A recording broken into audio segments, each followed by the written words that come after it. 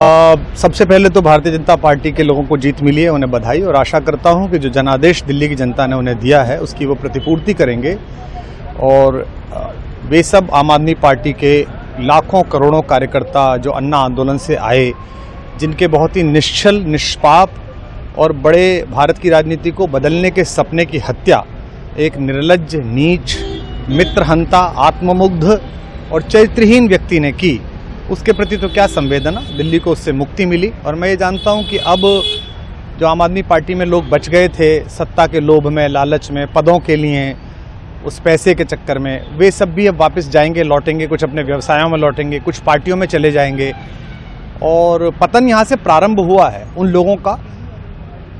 मेरे लिए कोई प्रसन्नता का और दुख का विषय नहीं है, मैं बीच में खड़ा हूँ। प्रसन्नता इस बात की है कि करोड़ों लोगों ने आशा लगाई थी, करोड़ों लोगों ने, लोग अपनी नौकरियां छोड़ के आए थे, व्यवसाय छोड़ के आए थे, दुश्मनियां ली थी लोगों ने, उन सब की हत्या एक आत्ममुग्ध आदमी ने, एक चरित्रहीन आदमी ने अपनी निजी महत्वाकांक्षाओं की पूर्ति के लिए की। उसको दंड मिला, ईश्वरीय विधान से दंड मिला। प्रसन्नता इस बात की भी है कि न्याय हुआ।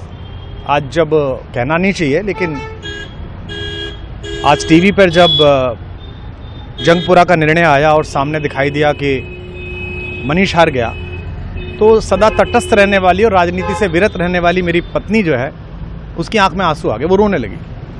क्योंकि उसी से उसने ये कहा था कि अभी तो है ताकत, और उसने कहा था भैया ताकत सदा तो नहीं रहती। तो ये अहंकार आशा करता हूँ अगले लोग नहीं करेंगे, जो बाकी दल है वो नहीं करेंगे, इससे सबक लेंगे। और दिल्ली के नागरिकों को मैं अच्छे शासन के लिए बधाई देता हूँ। अब भारतीय जनता पार्टी अपने नेतृत्व में सरकार बनाकर दिल्ली के जो दुख थे पिछले 10 वर्ष के, उन्हें दूर करे। और आम आदमी पार्टी के समस्त कार्यकर्ताओं को कहता हूं कि आपने जिस किसी भी लोभ लालच में, सब कुछ जानते हुए एक ऐसे व्यक्ति के समर्थन में काम किया जिसने अपने मित्रों की पीठ में झुरा घोंपा, गुरु को धोखा दिया, अपने साथ कंधे से कंधा मिला के लड़ने वाली महिलाओं को अपने घर लाके पिटवाया, अपनी निजी सुख और साधन के लिए जनता का पैसा खर्च किया, अब उससे आशा लगानी छोड़ें, अब बाहर निकलें, अपना अपना जीवन देखें।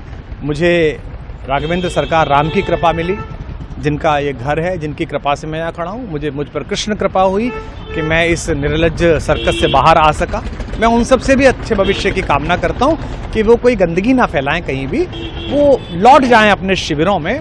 जिस तरह माधव को, कृष्ण को दूत देख कर भी भरी सभा में अट्टहास करने वाला दुर्योधन जो ये कहता था सुचिग्रम नैव दास्यामि बिना युद्धे न केशवः, बिना युद्ध के 5 गांव भी नहीं दूंगा, आज वो अपनी सीटों के लिए तरस रहा है।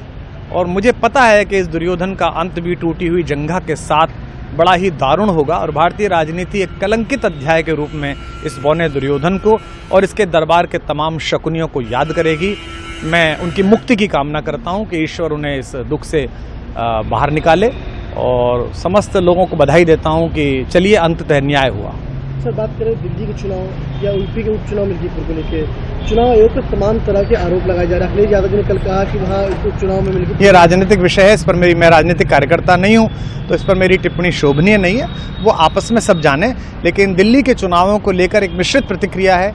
दुख है कि अन्ना आंदोलन से एक ऊर्जा जो पैदा हुई थी, जिससे देश में एक सकारात्मक बदलाव हो सकता था, एक वैकल्पिक राजनीति हो सकती थी, उसकी हत्या एक अहंकारी आदमी ने, एक आत्ममुग्ध और असुरक्षित आदमी ने कर दी। मैं आशा करता हूं कभी ना कभी भारत में ऐसा सूर्योदय किसी न किसी दल में अवश्य होगा जो भारत को जहां पहुंचना है वहां पहुंचाने का मार्ग प्रशस्त करेगा। बहुत धन्यवाद।